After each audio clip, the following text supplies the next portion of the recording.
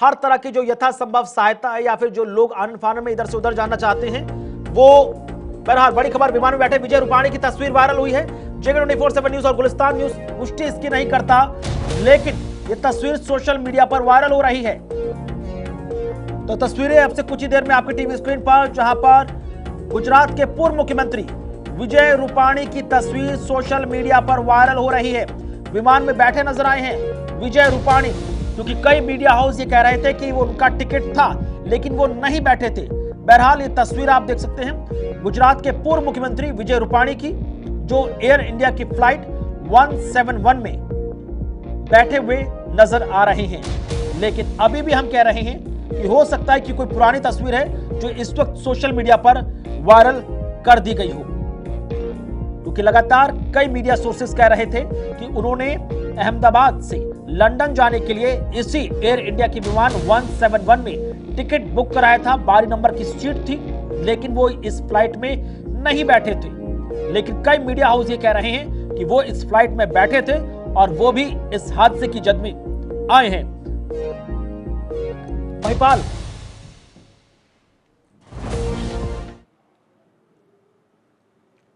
महिपाल, आवाज पहुंच रही है आप तक?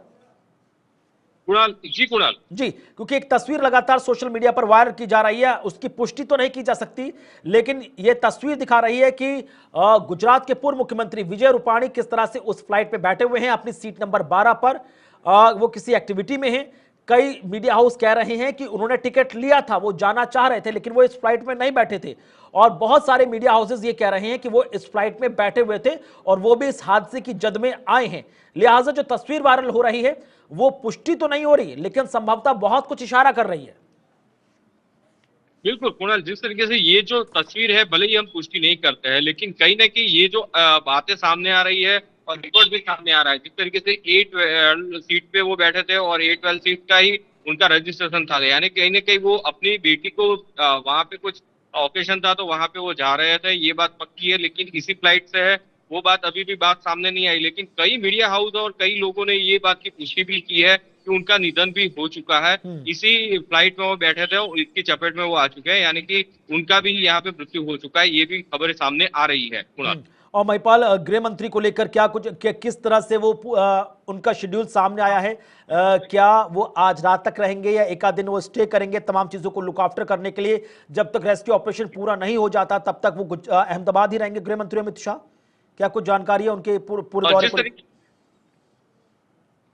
ऐसे में कुणाल, बात एक साफ तौर पे है कि अमित शाह गृह मंत्री है और साथ ही साथ में अहमदाबाद से, लेकिन वो यहाँ पे आ रहे हैं, लेकिन उनका जो शेड्यूल है वो यहाँ पे हालांकि जाहिर नहीं है कि वो कब तक रुकने वाले हैं। लेकिन कहीं ना कहीं ये साफ तौर पे बातें सामने आ रही है कि जब तक ये रेस्क्यू पूरा का पूरा नहीं हो जाता, ऑपरेशन कंप्लीट नहीं होता, तब तक वो यहीं पे रुकेंगे। और जब तक ये पूरी की पूरी यानी कि रेस्क्यू जो पूरा हो जाएगा और साथ ही साथ में किस तरीके से आंकड़ा भी सामने आता है और क्या भी नुकसान सामने आता है, उसके बाद में शायद वो यहाँ से मूव कर सकते हैं। और बड़ी बात, क्योंकि अब तक 175 लोगों की मृत्यु की खबर इस वक्त सामने आ चुकी है।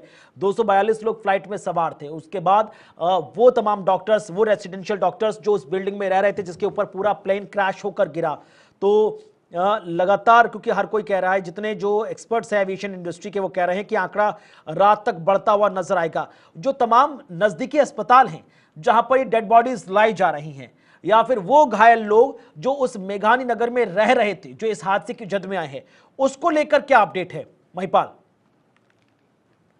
जिस तरीके से बात की जाए कि प्लेन में सवार 242 लोग तो थे, साथ ही साथ में जहां पे प्लेन टकराया वहां पे रेसिडेंस डॉक्टर रहते थे, 50 से 60 डॉक्टर थे, वो भी वहां पे मौजूद थे। और साथ ही साथ में दूसरे भी कुछ बिल्डिंग्स है वो भी यहाँ पे चपेट में आए थे। तो कहीं ना कहीं उन लोगों को भी यहाँ पे नजदीकी अस्पताल जो बोली जाती है कि अथर्वा सिविल भी है और सोलर सिविल है, उन लोगों को वहां पर भी शिफ्ट किए गए थे। वहां पे गंभीर रूप से वो घायल भी हो चुके थे, यानी कहीं ना कहीं उनका इलाज भी चल रहा है। तो ये शायद हो भी सकता है कि रात तक ये आंकड़ा बढ़े भी सही, 242 से भी ज्यादा मौतों की पुष्टि भी हो सकती है या फिर गंभीर रूप से घायल होने की भी पुष्टि हो सकती है।